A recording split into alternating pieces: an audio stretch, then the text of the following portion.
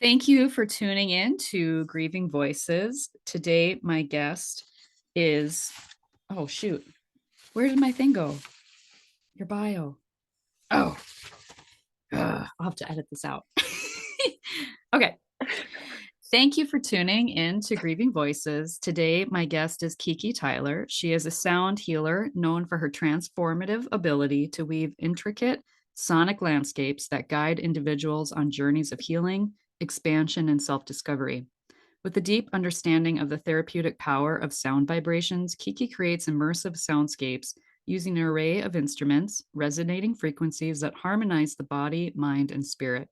Her intuitive approach, combined with her knowledge of sound therapy techniques, allows Kiki to facilitate deeply restorative experiences, helping her clients release tension, restore balance, and unlock their inner potential.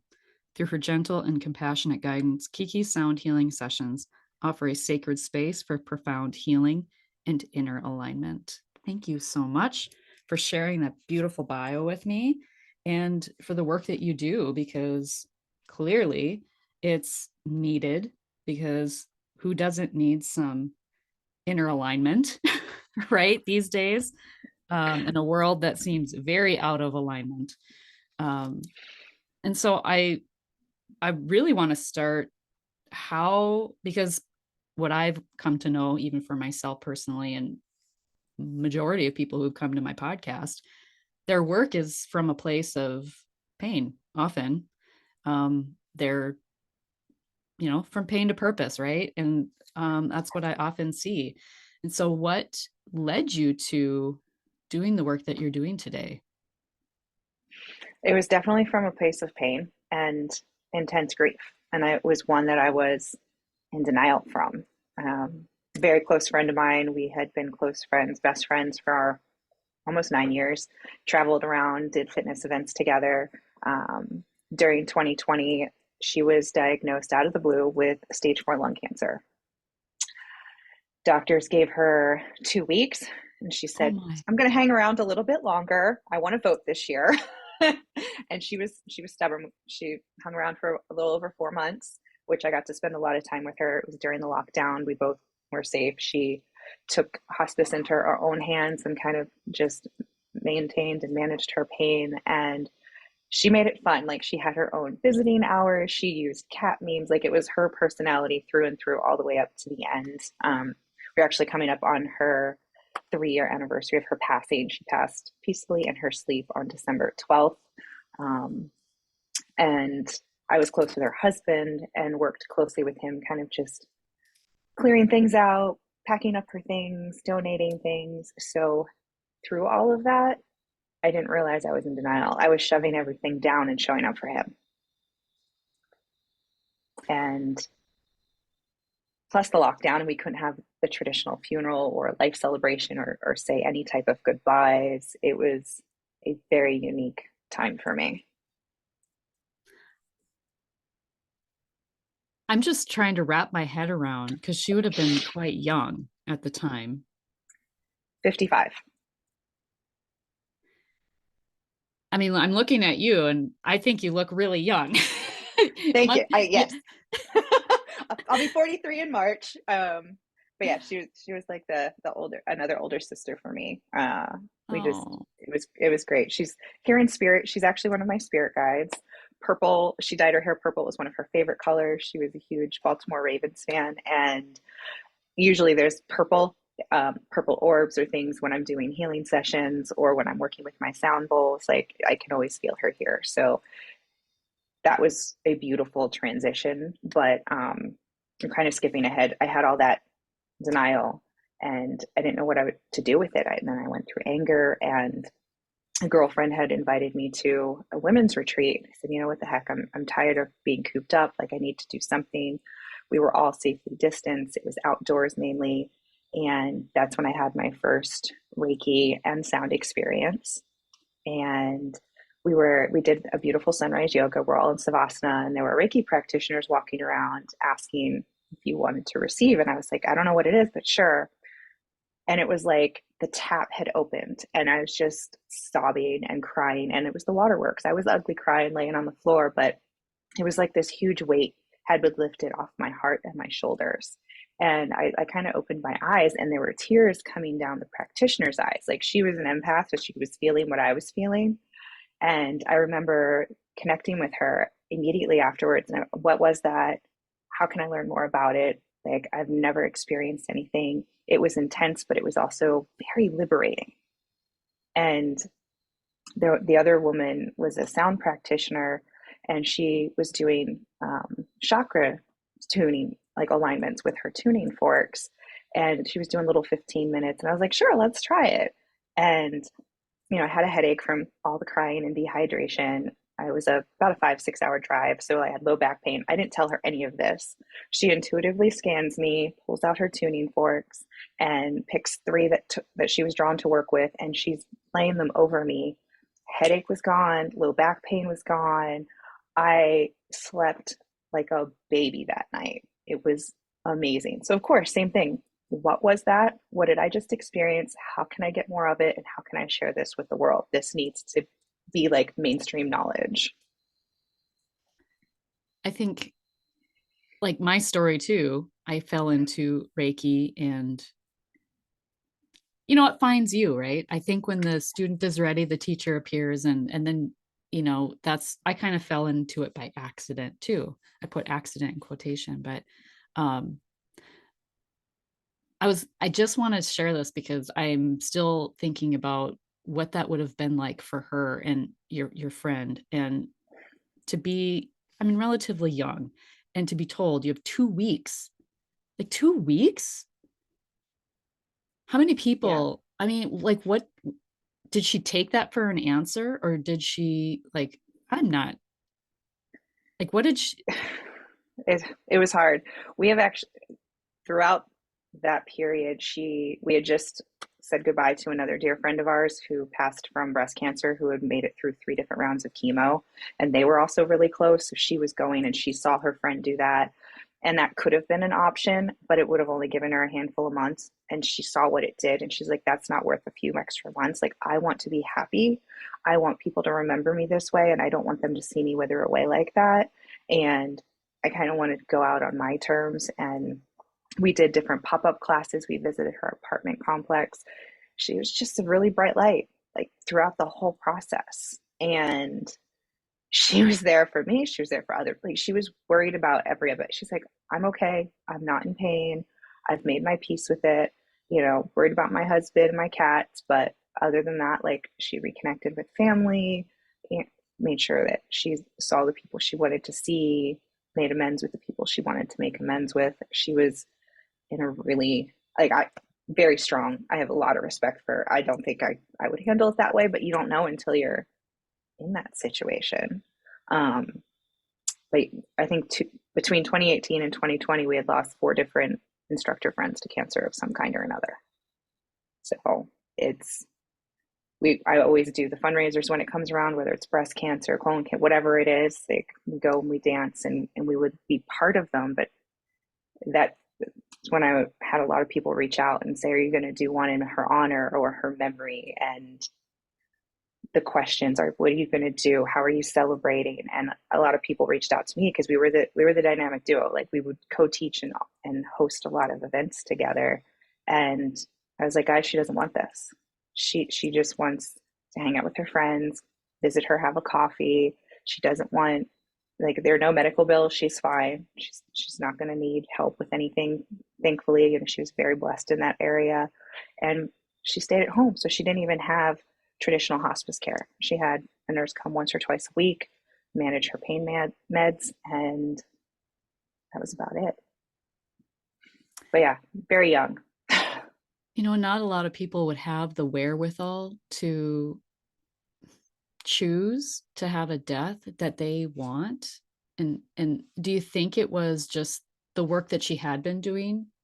Because she had been doing the similar thing as you, I imagine.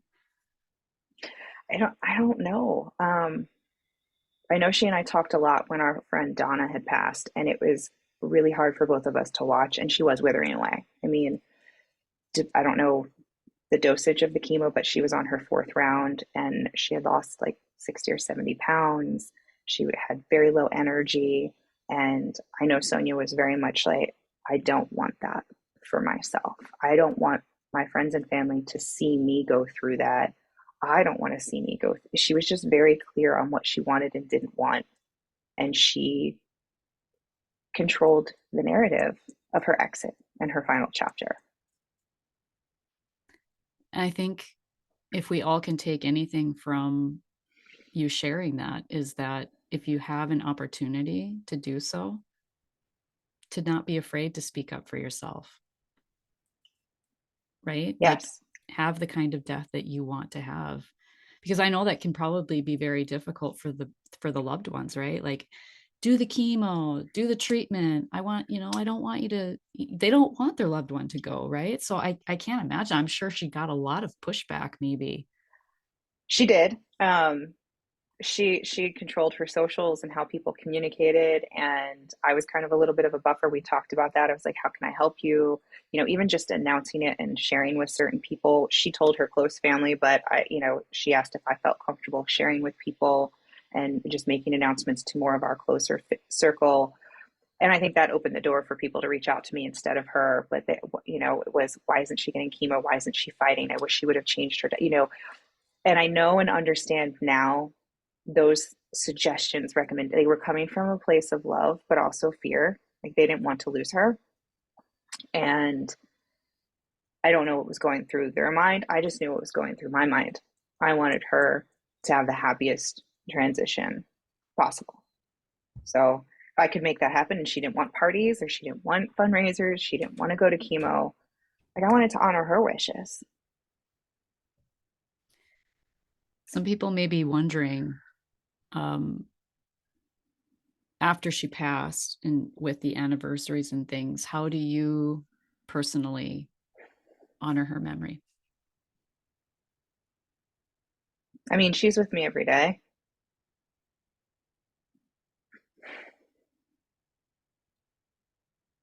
It's hard for me to teach a dance class where I don't think of her.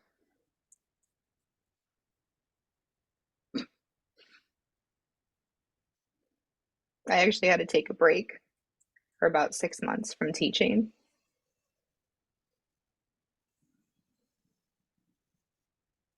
I thought I was not going to teach again because of how raw and real the grief was once I finally did allow it out and up.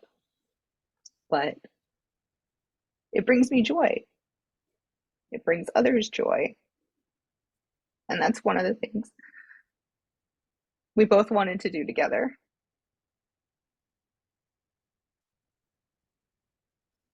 And I used to not even be able to cry in public. And now I'm crying on a podcast. So progress. It's okay. It's okay to feel. It's not a bad thing. It's not a sign of weakness. I mean, I sat on the couch and I cried. We cried together, just absorbing the weight and the gravity of the news. And I don't think as a society we allow people that time to process. We kind of want to rush through the pain. We want to rush through the hard parts. And that's where the most growth happened. I wouldn't be where I am today. I wouldn't have unlocked and reconnected with the gifts that I have if I didn't go through those experiences. Not saying I want them or wish for them, but I needed to go through those shadows to really appreciate and honor the light. That's beautifully said. And thank Yeah. you for sharing. And just so people listening, it's not like you're never going to be sad, right? Like, the sadness Yeah. doesn't go away. You still would rather be teaching with your friend, right? Like, that's not going to go away.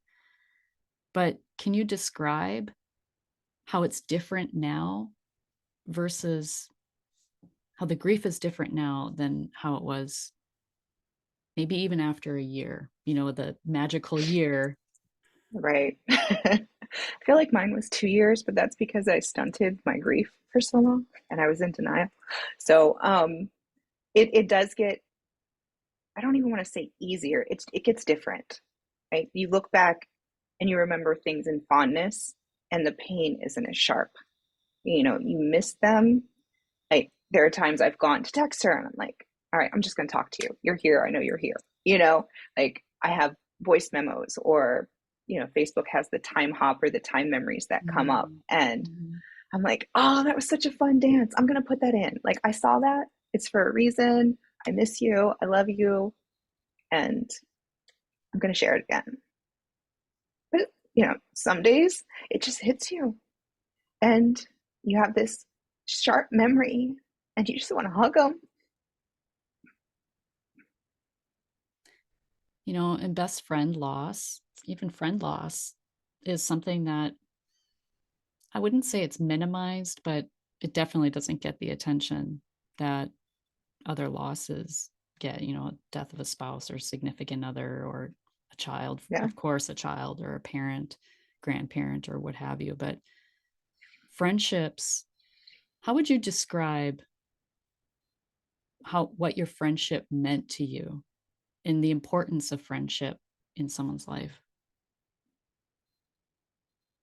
That's a really deep question. um, I have friendships on, and I don't even like to say levels. They're just, you have different people in your life, and you can go to them for different types of support, different types of advice.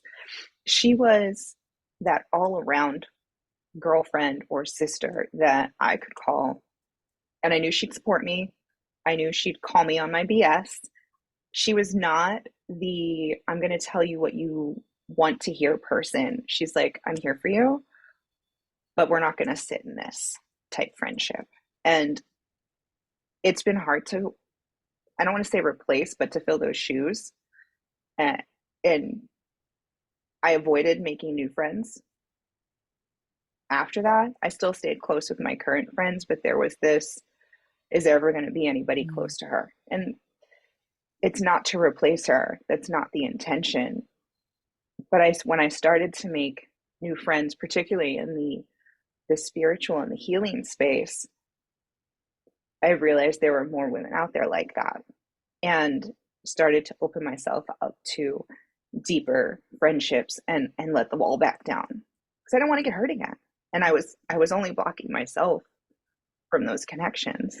And we're human, we're people, we gather, we need that socialization.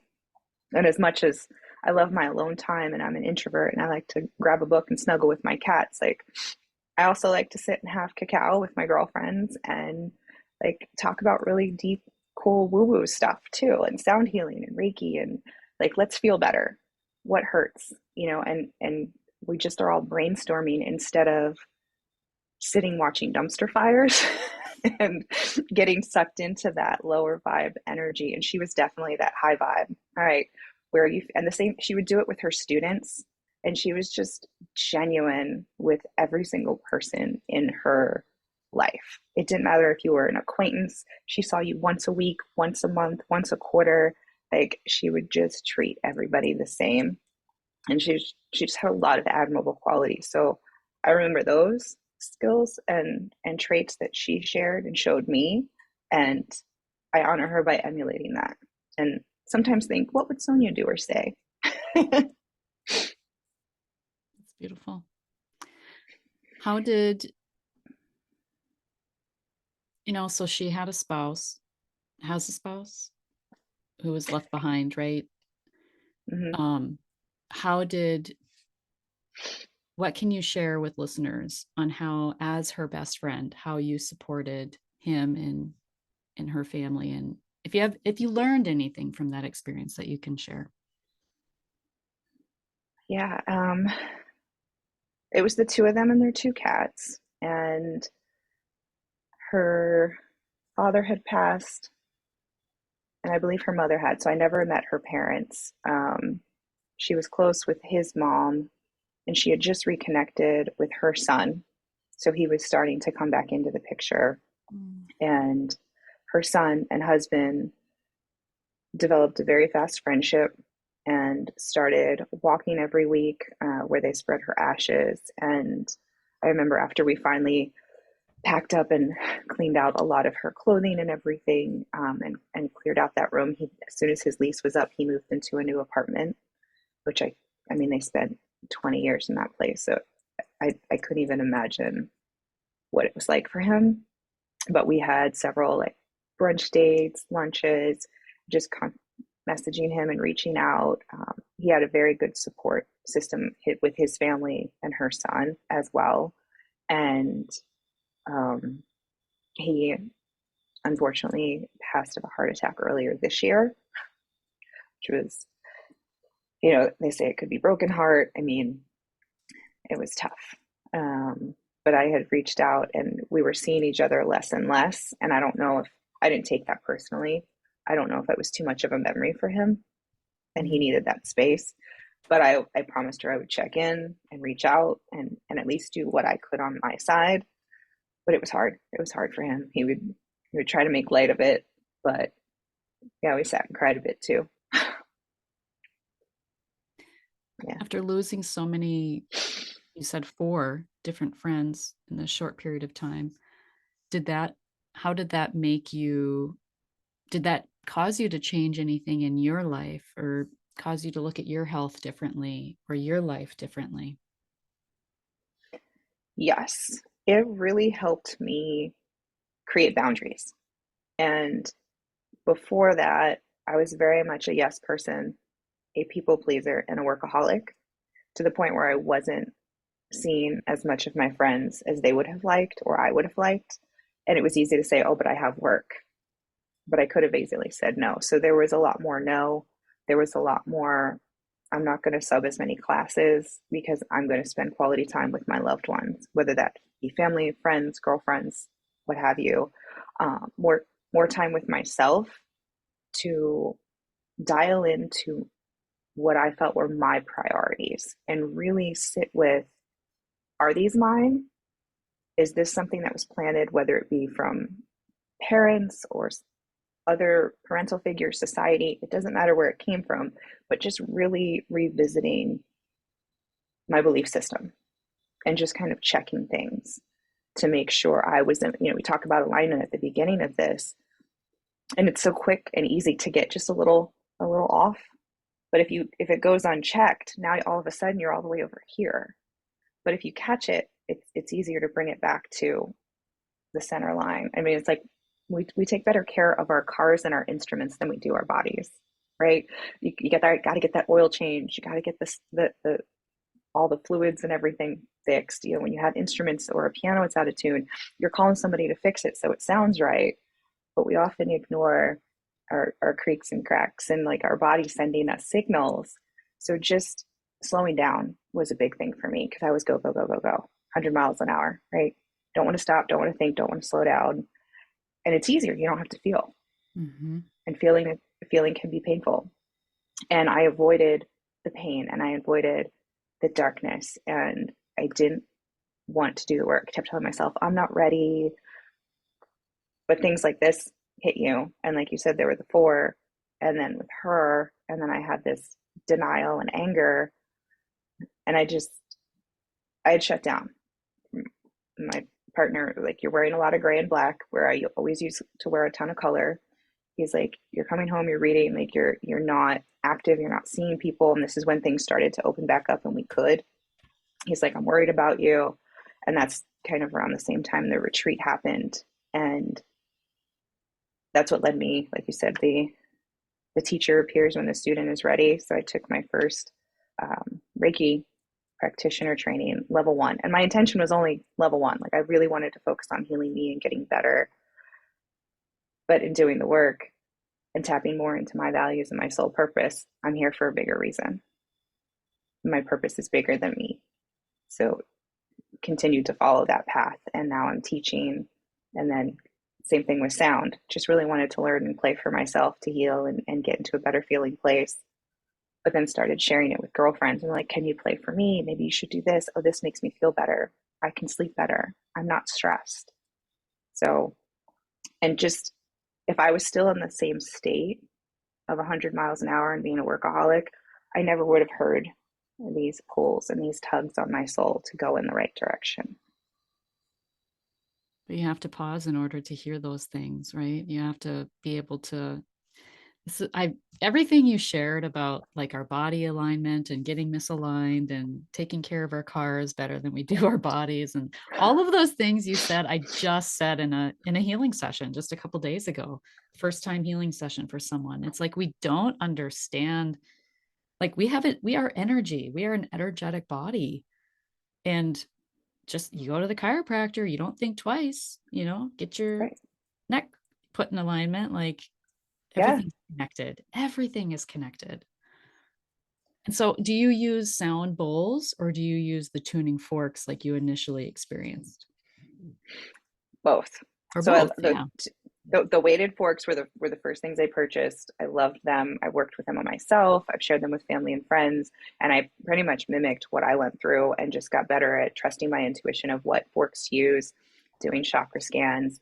Love the singing bowls. That was my next investment. I now have added flute, gong, drum. I've got a list of other things I want to add, and it's kind of just following that intuition and what I'm drawn to, what the people need. And many of my Reiki clients ask for me to play at the end, or they're like, can we do half and half? And I'm very a la carte. There's no like regimented or cookie cutter. It's, you may have signed up for Reiki, but I'm feeling like I really need to play this bowl for you while I'm sending Reiki. And they're like, I'm here for it. So I'm 100% virtual. I have had the opportunity to teach some small group in person sound baths, but everything I do has been over Zoom, and my clients love that. A lot of times they'll turn their screen off or they'll have their phone next to them. So I'm looking up at the ceiling or the fan, and then they're like, thanks, Kiki. And they like turn it off, and then they're already in bed. So they have the best night's sleep of their life.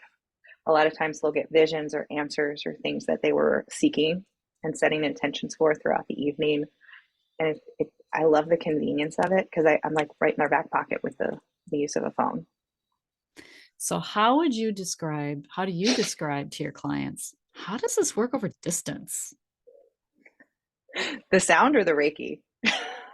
Both, right? I mean, well, the sound, Yeah. I mean, but you can even do like I do sound healing. I do the tuning forks, but Yeah, I tell clients, like, you can go about your day and I can conduct a exactly. session. But explaining that is like, like, I had the hardest time wrapping my head around it too when I first started. And I still, honestly, I like trip over my words and I feel like I'm a blubbering mess when I try to explain because it's so mystical even to me. Like it's Yes. so childlike. Like you know what I mean? It's Like magical. it Yeah, is. it is. Yeah. And I guess I don't question it. So for me, it's like I get the same thing. People ask, oh, what? Like it's quantum healing. And then you get another look. And I'm like, okay, so everything that we're talking about is very etheric, right? There's this etheric realm, a different dimension. So I do the healing in that realm. So we don't, time is not linear. It's past, Yeah. present, future. It's all happening at the same time. So I'm doing Akashic answer sessions right now. And I was talking about these with a woman last night, and she's like, it just blew me away that you can go into my records and I don't have to be like present on Zoom. And I said, no, as long as your higher self gives me permission. Same thing with Reiki. Like, I need your permission. You need to reach out and request. I can't just arbitrarily like pop in and do this work for you. And I love that the energetic space is permission based. And it has a spiritual aspect, but it's not religious based. That's another Hmm. question that pops up a lot too.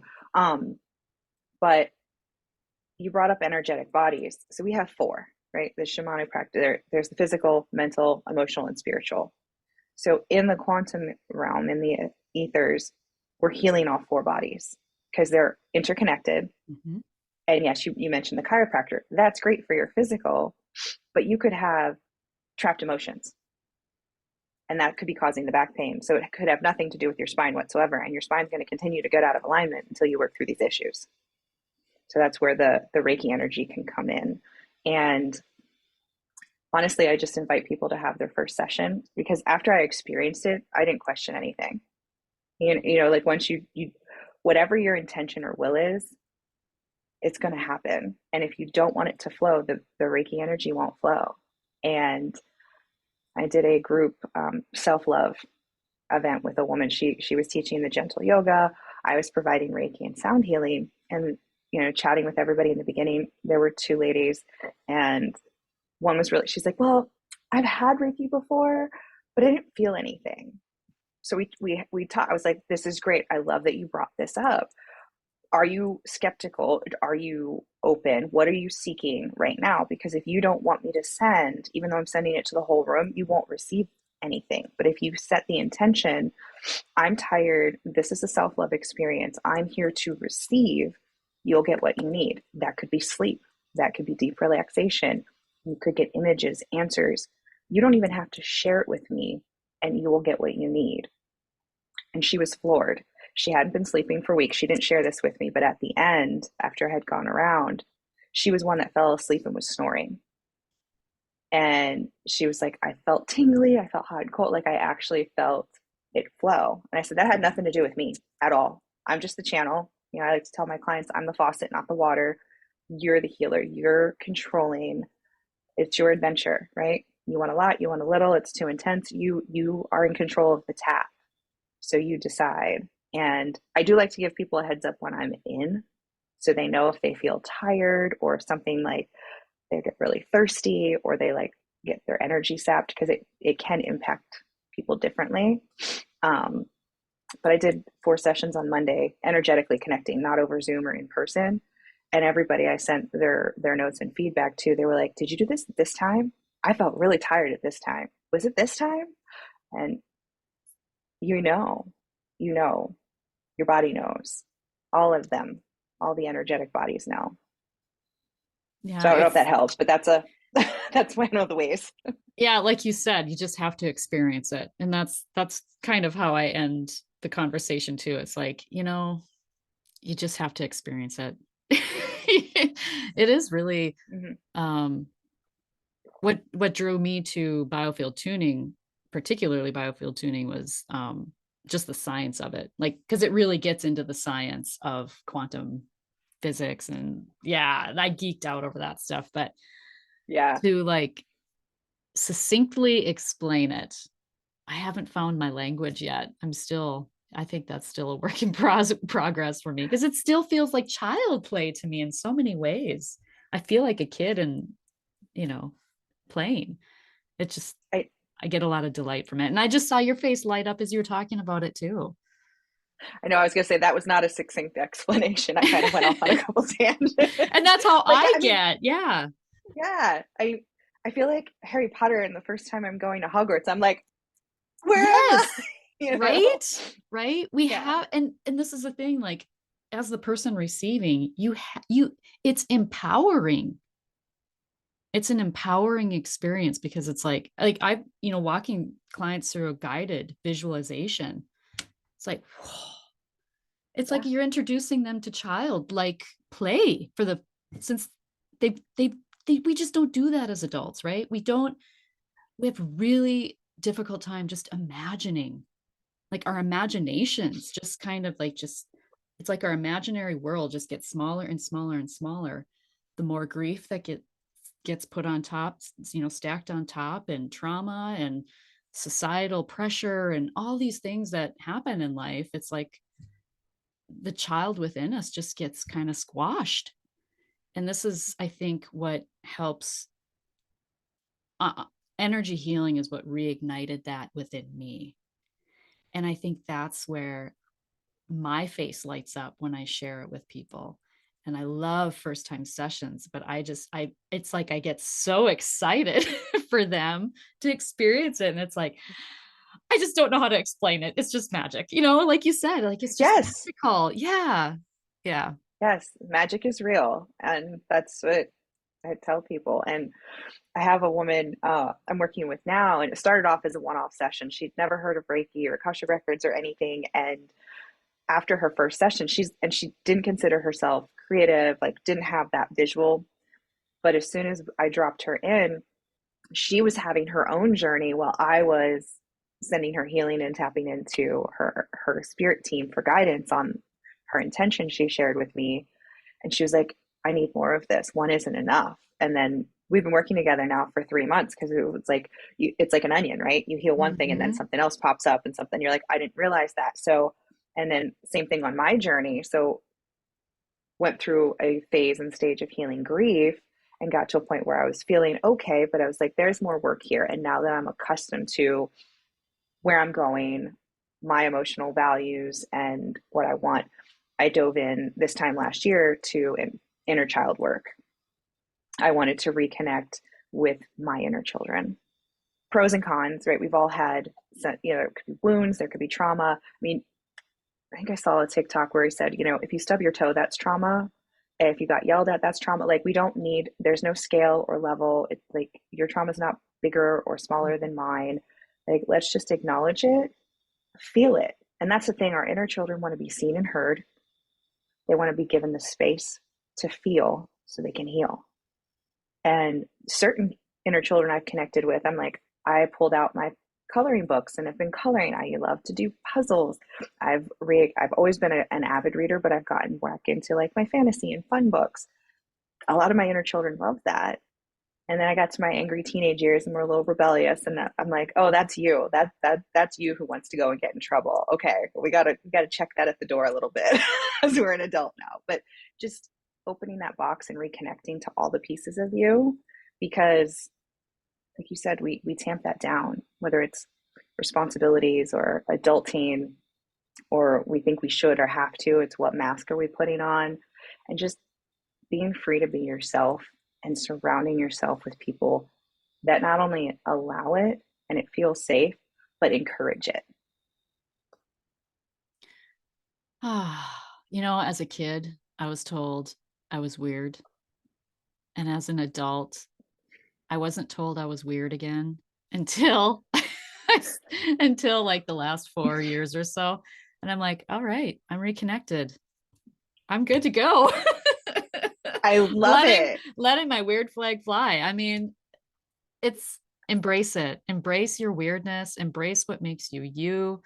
What would you say to people who I'm a Christian, and what would you say to people who think that the work that you do or I do is not like devil work, but like this, I don't know, like we should be ashamed of ourselves, or because I might pull not a I don't do tarot, however you say it. I like more what are the other ones? Oracle. Yeah, those Oracle, are all my thank decks. you. Yeah. Yep. I I'm couldn't the even think of the same. name. Yeah. I mean that's how like much I follow the rules, right? Like it's just it's a card, and it's more play to me. I like to just draw a card, and what's amazing though is I have a specific deck that I take it to events that I do, Mm-hmm. and I talk about grief, right? That's my shtick. Yes. That's what I talk about. And it's I would have conversations with people, and at the end of our conversation I would ask, you want me to pull a card for you? Like, what do you mean pull a card? Like, a lot of people haven't even heard of what these are, what the cards are, what the purpose of them are. And I'm like, it's nothing sinister. It's this is, you'll get a message. I believe that you'll get a message that you need to hear in this moment, one Mm-hmm. by one, time after time, completely applicable, like tears start flowing, and it's a healing message for them. Mm-hmm. How, there's nothing absolutely wrong with that, you know? I agree 1,000%. So I was raised in a conservative Christian household, and I have no idea what my family thinks about me, and that's none of my business. If they want to share, great. And but like you said, oh, she's doing weird stuff again. And the oracle cards, the crystals, the tarot, to me, I view them as tools, right? Just like a Tools. hammer or a crowbar. And the tool is not evil. The person who wields the tool can either use it for good or evil, right? Just Yes. like a hammer, it can be used to destroy or to build. And I love oracle cards, and I do offer them, and I even shy away from the deck and like, or the guidebook that comes with the deck. I like people to tell me what they see, because it's not me, it's not my message. And Mm-hmm. my goal is to help them really tap in to their own inner voice again, because there's so much noise and so many people telling us what we should or shouldn't do in society. And oh, you should have the white picket fence, you should have the six-figure job, you should drive this kind of car, whatever it is, right? But what do you really want? And I had a woman, she pulled the same card. She started pulling for herself from this deck, and we were shuffling it and cutting it, and she kept getting the same card. I was like, do you not like the message? Because it's really, the universe is trying to, it's trying to tell you something. I don't know Right? what it is, but it's trying to tell you something. She's like, I know, I was just hoping for a different answer. I'm like, three of the same after so much shuffling, that's no longer a coincidence. Right. I think even after Um, the second time, it's like, okay, better pay attention. Yeah. and I mean, I usually pull for myself for guidance before sessions. And with one client, it was like 3 weeks in a row. She and I were getting the same card, even though I was shuffling while we're talking and everything. And I was like, I pulled this card, and she was like, do it again, do it again. So then I stopped pulling before her session because I was like, I don't know if we're like the mirror, we're at different stages, but like the messages we were getting were slightly different. But that's the thing. We could both pull the same card and interpret it differently. There are colors, there are numbers, there are words, it's like what you see and what I see are going to be two different things. And it's, I guess, in the olden days where you would look for omens, or you would look for, birds would say things, everything meant something, and not in a bad way. It was just, we were more tapped in to nature and everything around us because things were not going 1,000 miles a And minute. in here, Yes. we viewed death was viewed completely differently, right? Like Mm-hmm. we spent time, we took pictures with their dead loved ones. They would, have you Yes. seen this? Like when your loved one passed away, you would take a family portrait with your dead deceased loved one. Like Yes. death was done so differently. Everything was done differently, right? Yeah. Yes. And there is evolution, and there are pros and cons. And I don't know, I tell people I work in the light. Mm. So it can't harm you, it can't harm me. You're in control of it. So it doesn't bother me. And it cracks me up because I'm sure everybody's getting these direct messages where it's like, I was drawn to your energy and felt like you needed a reading. That could be a bot, that could be who, but if you're authentically in the energy space, you're not reaching out to offer readings. As a person, you seek out who you want to read your energy and go into your records, provide you Reiki. It has to feel good to you. And you'll know. For me, I get like a visceral gut response if I'm not meant to work with someone. Mm. Like even going in certain metaphysical shops, I'm walking around and I'm like, there's something in that corner that's bothering me. I need to go to the different part of the store. It could be a crystal, it could be a type of metaphysical media, who knows? But I'm just like, I'm just going to listen to it.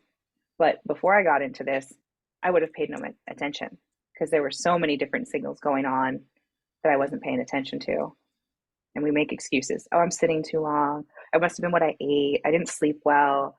And now it's, okay, what is that trying to tell me? Where is it in my body?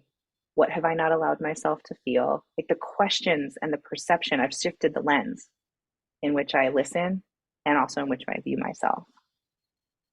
So what would be your tip to grievers who, yeah, I'm really not, I don't want to like learn Reiki or do Reiki or get into that spirit sort of practice or anything like that. But what would you suggest to grievers listening who may have lost a best friend like you did going into this holiday season? Like what did self-care look like? Okay. I'm getting ahead of myself with like a bunch of questions. That's what I do, but kind of wrapping it Right. around the bow of self-care, but like, something that people can do to like dip their toe in Yes. connecting with Allow. themselves. Yes. And be easy on yourself. And I know it's easier to say than do, but let yourself feel and just be okay. Give yourself permission to let it all fall apart. Like just have those ugly cries. Cry until you don't have any more tears anymore, until your throat's raw. Like just that is a human emotion. If the emotion is coming out, it wants to come out. And I kept shoving it down until it was overwhelming. So it got to a point where I couldn't even get myself to start crying. So I was like, okay, what movies can I watch where I know it'll start the waterworks? Right. Mm. And Rent's a good one for me. Like I always cry every time I watch Rent. Like I can go to certain parts of it and I'm like, oh yeah, I'm definitely gonna cry. So that was a trick that worked for me. A lot more rest because emotionally you were draining a lot of energy. I felt a lot of energy being drained, whether it was to push the emotion down or to actually allow myself to feel it. So if you need to take a nap, if you need to sleep in, if you need to take a day off of work, it's hard not to feel guilty that first time, but I promise you it gets easier. And putting yourself first is not selfish. You know, we every time we get on a plane, we're told to put our mask on first, right? If anything happens, you put your oxygen mask on first. But in real life, we tend to put ourselves on the back burner and take care of everyone else and wonder why we're passed out on the floor.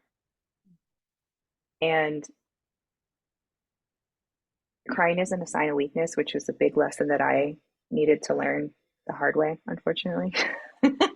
You know, crying is vulnerable. Crying is, like, are you hurt? Are you in pain? Yes, but the pain you're going through, no one can see. You don't have bruises. You don't have scars. Like, you don't, it's not like you go out in a fight and people knew you got in a fight and there's some sympathy there. It's like you're getting beat up from the inside. And putting yourself first does get easier as well the more you do it. And the shame and guilt does move away because by taking care of yourself, you can then show up as the best version of you for everyone else instead of half full and or pouring from an empty cup. And then I found myself in places of resentment, you know, and it wasn't because of anybody else. My choice pouring from an empty cup and not refilling my cup for so long. I bottled up anger, you know, emotions can change. It wasn't anger, it was sadness, but I wasn't allowing myself to feel, to heal. What were the messages around grief that you received as a child? Since you had a really difficult time as an adult allowing yourself to cry, is that something that you witnessed as a child? Like the people around you didn't express or show emotion? Not negative emotions, not dense, heavy emotions, like happiness and joy and positive things. But if you were crying, something was wrong. What's wrong? And, or I'll give you something to cry about. It was a lot very common for that generation. I know for my brothers, they got different messages like suck it up, boys don't cry. There were a lot of different things that I heard over the years, whether it was from coaches in the sporting events or parents, grandparents, aunts, uncles. It could have just been mainstream media. You know, it's hard to pinpoint where it came from, and that really doesn't matter. It's more, is that what I believe now? And kind of that unlearning. So when I say like allow yourself to tear it all down, like rebuild what you believe and what feels good. And on the esoteric side, the woo side, like the divine masculine and feminine, I was functioning very highly from my masculine and I had suppressed a lot of my feminine. The crying, the flow, the letting things be instead of like the assertive, the action, the force, the push. So I did allow myself to be more in flow for a time and not so much action, which was really hard for me to retrain my it's okay. There was a lot of guilt of me not acting or not showing up for other people. So that's going to happen, but you're still in charge of whether you say yes or no. And saying no the first time is hard, but it gets easier. And now I have boundaries over when people have access to me. And that's everyone, significant other, parents, like whether I accept or respond to text messages, whether I call people back. And it's really about me protecting my peace and my happiness. Amen to that. Yay. I was gonna say, that old what movie is it? There's no crying in baseball. You could say Oh, League of Their Own, League of Their Own. maybe? Yeah, they say there's no Yeah, crying in baseball. And you could I'm say there's no baseball. Yeah, crying in grief. There's no crying in grief. That's wrong. That's so wrong. yeah, There can be crying in yeah. baseball. Like maybe we need to embrace that message. There can be crying in baseball. Um, Yeah. So did all of this, I don't know I don't think I asked you this yet. But I'm curious, so I'm gonna ask it because there's probably someone listening is probably curious too.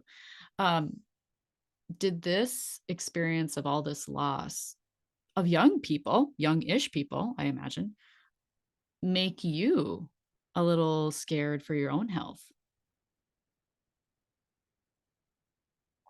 It didn't, but I guess that's because I've always been very active. I've definitely made better food choices. I sleep more, I drink more water.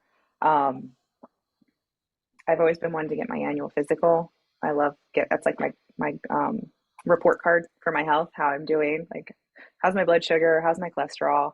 Um, I could have very easily gone down, and I think old me was very paranoid. Like try to head everything off at the pass that people please like try to figure it out. But I kind of went the opposite way, and I was like, worry isn't helpful. Like it doesn't do anything but stress you out, could reduce your time here, and it doesn't prevent what could or couldn't happen in the future. So I'm going to still continue with my regular checkups and stay super active. Like I love to move. I've always loved to move as a young kid, and I've definitely made better eating choices and food choices, but it didn't. I didn't. A few of our friends in our circle have, and they've started to Mhm. get more mammograms and get things like. And when I say the other end, I mean like probably overkill, just in my personal opinion. Like, I think there's balance to that as well because you can get too much information and like get too nitty gritty. But find out what works for you, right? What works for me might sound a little crazy to you, so that's cool. Like, leave it, don't take it. But if you don't get annual physicals, maybe think about doing that. You know, find a primary care physician that you connect with. I actually changed doctors because I wanted one that was more open to holistic remedies and not someone that's going to write me a prescription right off the gate because I am not very much into big pharma. And I'm like, well, why are you just giving me something for this symptom? We didn't even talk for very long. So how do you know that's the root cause? So I'm like, I have a whole list of things to share with you that my body's been communicating to me. And I don't know about you, but I live in my body. Yes, you went to med school, love doctors, but they don't live in your body. So Mhm. you have very specific information that you can share with them. So you need to find one that you connect with and who asks the right questions and that is in alignment with you and what how you want to take care of your body. Step one, pay attention to your body. Yes, You yes, have to pay right? attention to your body to recognize the signs, right? And you've Yes, yes. described many of them throughout this podcast. You've described several of different signs of that our body gives us. I believe you have. So Yeah. um just if it wasn't there before, it's something new, take a look at that, investigate, get curious. Um, what gives you hope for the future? The alpha generation. Do you say more? So I am one of six. I am an aunt. I have no babies other than my fur babies, and I'm really close with my nieces and nephews. So my youngest niece is 7, and she's part of the alpha generation. And in spending time with her, she's extremely curious, and she teaches me so much about myself and about life. And I love, she's tenacious, and she doesn't take no for an answer. But when it comes to technology, her older brother, I guess he's Gen Z, is the one above that. They he'll text me at the table. I'm sitting right across from him, and they're more comfortable with text. My niece, not so much. She's like, excuse me," and they're bringing it back to what I call the old school ways, like looking people in the eye, having a conversation. She wants your undivided attention, and spending time watching her with her friends. So I know this is a small sampling, but I'm seeing patterns and ripples, and it's just very refreshing. And there, I've done some research and read several articles too, but they're the new wave, right? They're going to bring things back to like the humanity of it, just the Connection. community, the connection, all the C's. um, but they're very curious. and they're not afraid to ask all these questions. Like, you think she would have outgrown her twos or threes or whenever the Y phase was. I was like, oh, she's going to be like me and she's going to be a Y person forever. And she challenges me, she challenges her mother. They're so smart. They're very, I don't want to say cynical, but they challenge things. Well, why, if that's this, but it doesn't work here, why? And they really keep you on your toes. Um, but they're very refreshing, and I enjoy spending time. I'm heading there this weekend. We're doing our cookie bake day, and she loves that, like, tradition. They're very big on tradition, and I don't even want to say rituals, but family traditions, like what we do every year. Like, we're like, oh, I don't know if it's going to happen next year. What do you mean? Well, you're getting older, so we're doing this forever. Okay, can't say no to her, right? So perhaps around the anniversary of your friend Sonia's passing, it would be hopeful and refreshing to spend some time around that energy for you. That's self-care too. Yep, absolutely. Yes, and she loves going. There's a metaphysical shop by them. They're in Virginia, and we go together. And she's like, "This crystal is calling to me. I think it needs to come home with me." And she saw me do some oracle readings for my sister, and she grabbed the deck and went upstairs. And she has an American Girl doll, and I go up and I'm like, "Where'd you go?" And she's like, "Oh, I'm just giving a reading to my dolls." And she had them all lined up, and she's like, I was adorable. They pay attention. They're so observant. Like, they Mm-hmm. see and hear and take in everything like a sponge. And their perspective is so fresh and innocent. Like, it has not been tainted. And she's not plugged into social media. So it's still that fresh, new. She's not bombarded. She doesn't have all of these different voices and things in her head coming her way, telling her how to think, act, breathe. She's just like, this is who I am. Take me or leave me. And I think that's the message that the youngest of the young need to be reminded of constantly, that they are enough exactly who they are.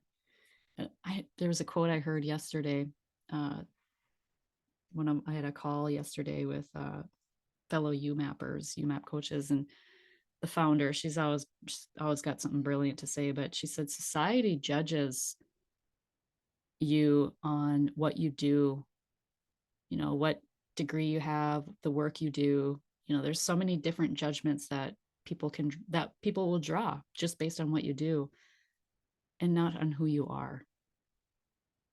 And so I think the hope for the future is that we allow the youngest of young to grieve exactly how they came out of the womb, knowing how to grieve, and allow Yeah. that to keep going and to allow that to keep happening and to express themselves and to question and to let curiosity be their leader, um, and just always reminding them that they are enough just exactly as they are.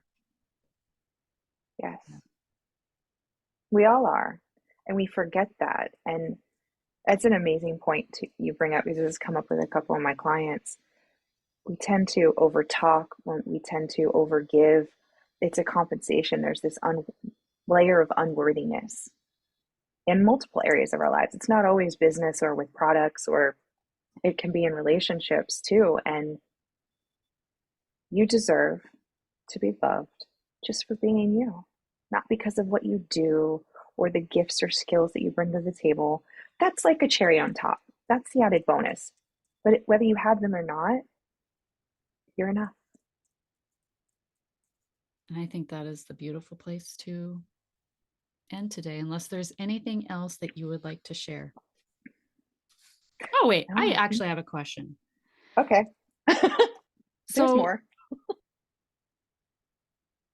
what is the meaning that you feel you have drawn from your grief? How have you created meaning from your grief? Mm, And what would good be your question. advice to other people in creating their meaning? And when I say creating meaning, it's not like you have to do something grandiose or you have to create a nonprofit or write a book, or it's none of that. It's a very individual experience. So I'm just curious how maybe it's even not even creating meaning, but how have you reframed? Maybe that's a better question. How have you reframed how you view grief since your experience? Well, it has evolved. I feel like in the beginning, I viewed it as pain and something to avoid. And then, that 1 to 2 year mark, it was memories and how can I remember her and honor her. And then it has turned into purpose. I wanted that relationship, that friendship, that whole life to mean, and it did on its own. Like it doesn't need to me for me to do anything for it to be anything better. But I wanted to reframe it is exactly the word, from pain to purpose. And it's a very pivotal moment for me. Yes, it happened during the pandemic, the shutdown, everything else, but I have now recoined that as like the midlife awakening Mm. instead of the shutdown or the pandemic. Like, we don't have to be defined by our grief. We get to choose how we define it for ourselves, and it changes in each chapter of our life. Like you asked me the same thing next year, it could mean something different, and that giving yourself permission to change your mind. I feel like we have to lock in and get married to something, whether it's an idea or a feeling, or we can only do one thing. And we're so multifaceted as human beings. It can be both. It can be painful and purposeful, right? And everything in between. And telling stories like this, sharing with others. I mean, if you came to me a year ago, I would not have thought this is the third podcast I've been on where I've talked about her and cried. And that was not something I would have pictured for myself. But it's helping others get through it. And just talking about it is also therapeutic for me. And each time it gets a little easier. And I think I've cried it all out. And then someone asks a question or I remember something and it's like, it's fresh, but it's still beautiful. And I think the key point in sharing the story, right? It's not sharing what happened. It's not like you're reading a recipe card of that relationship or that experience and how the person died and all of that so many grievers relive over and over and over, especially if it was a traumatic death, things like that, depending on what they witnessed. It's Yeah. sharing the story, the emotional story. That's where the healing is sharing the emotional story and reframing the meaning of what that means for you moving forward. Yes. And that's a good point. Because we feel like we get trapped in that moment of when it happened and we forget to live for ourselves. So grief is important. They were a part of our life. It's a way to honor them. And this is about how we can continue to honor ourselves and Mm. move on with their memory with us, but thinking about everyone else in our life. Like they're gone, but how many beautiful souls presently in the future are going to impact your life? And you might be head down right now, but when you start to look up, they're going to be there. And not to mention the impact that you have on other people's lives. Yes. And what kind of impact do you want to have? And that's the choice we all have. Yes. We feel like we forget choice. Like we feel like we're forced into it. And sometimes just hearing someone say they did this instead gives you that sign, that permission slip, whatever it is you needed to hear or see or feel to make a small shift. And that's why I started this podcast. I love And it. thank you so much for sharing with me and my Oh, thank you. listeners today. Thank you for How having can me. people reach out to you if they want to learn more, connect with you? Where can people find you? Yes, so I am Kiki Tyler, Facebook, Instagram. KikiTyler.com is my website. I love connecting with new women. I also have a group for healers, spiritual people, those that want to learn and grow in their gifts. So more than welcome to come into that community. And yeah, I'd love to hear from you and support you, whether you're in grief, have gone through it, haven't been part of it, but want that community. You know, I dare to say we've all been a part of it. yeah, We all grieve something. yeah. Yeah. And your gifts and your light is very much needed. And we need more light. We need more light in the world, my friends. So thank you for being the light for so many. Thank you for having me. And remember, when you unleash your heart, you unleash your life. Much love.